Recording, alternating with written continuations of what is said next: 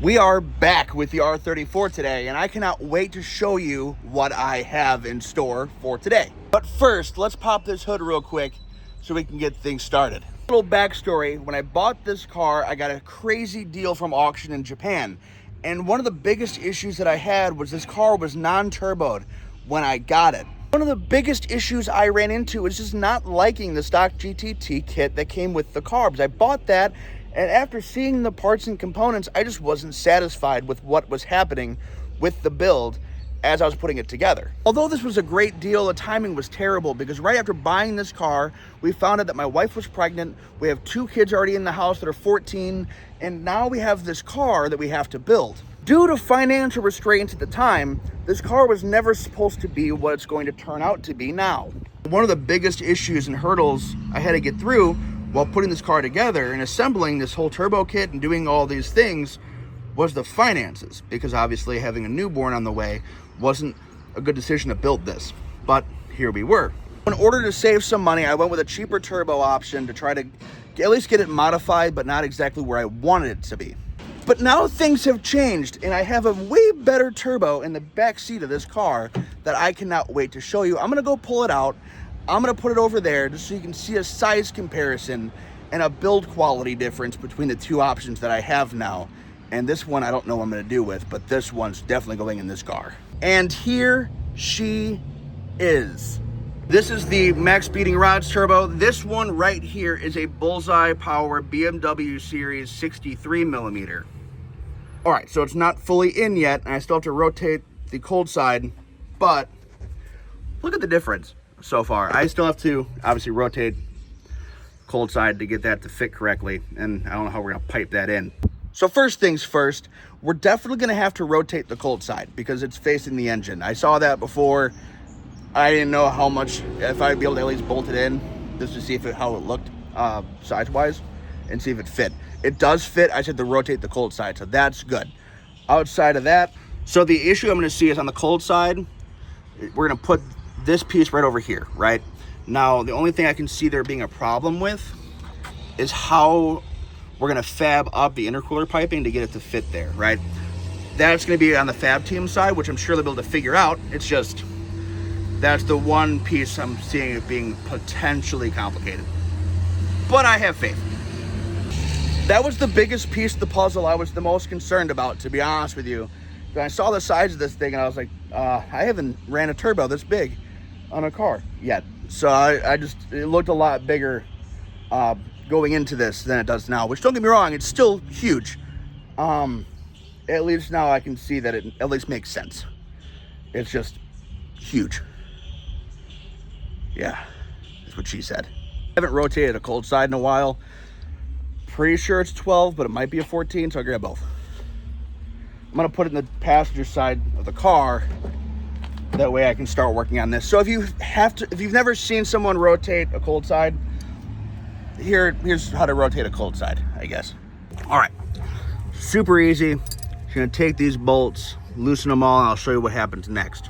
All right, now that they're all loose, you can actually rotate the hot side from the cold side. So we're gonna do that now. And I'm gonna test fit it with this loose. That way I can get everything where I want it to be. So I'm gonna try it like this first and see if I can get the hood to close. As long as the hood closes, I kinda like how this is gonna be, because then it kinda just can rotate from here. I'm gonna move this obviously, but I kinda like,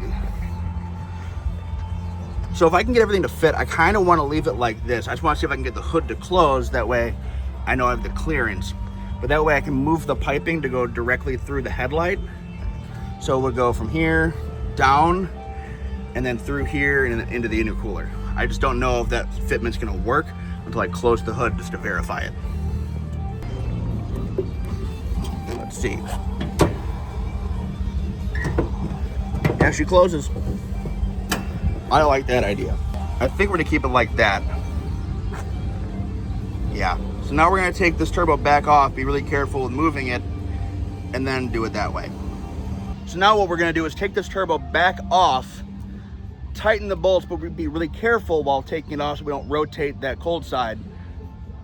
Tighten everything back up and go from there. Okay, so we have the turbo moved back to the seat, and now we're gonna tighten all these bolts back up so the turbo doesn't move anymore, because we don't wanna moving turbo. All right, everything is test fitted.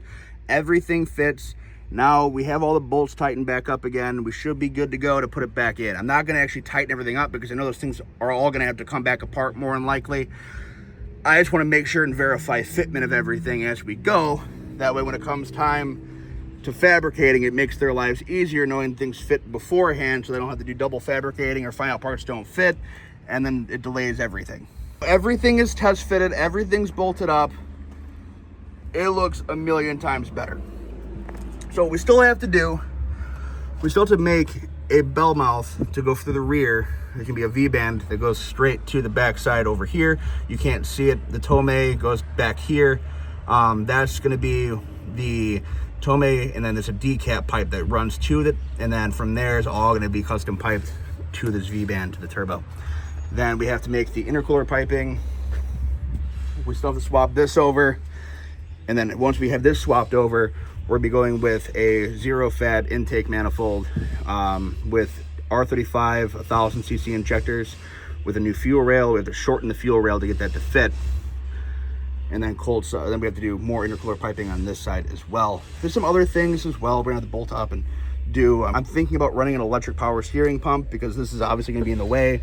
I'm pretty sure this is going bad. I don't remember. It's been almost a year since I've driven this car last, but I'm pretty sure that power steering pump was getting ready to go bad. So I'm probably gonna have to get that done. New fluids, things like that as well. But overall, super simple stuff so far. I'm very happy with how things are playing out because it could be a lot worse. I've learned the R34 quite a bit now because at first I started off building Subarus. Now I'm building a Skyline, and it's a little bit of a learning curve going from a boxer engine to an RB25. So there's been a learning curve, especially disassembling stuff and getting things taken care of, and that's what these guys are here to help me out with when it comes time for that. But this is stuff I can take care of, and I'm going to help them out with this portion of it so we can get things moved along a little bit easier. But in the next video, I'm not sure yet.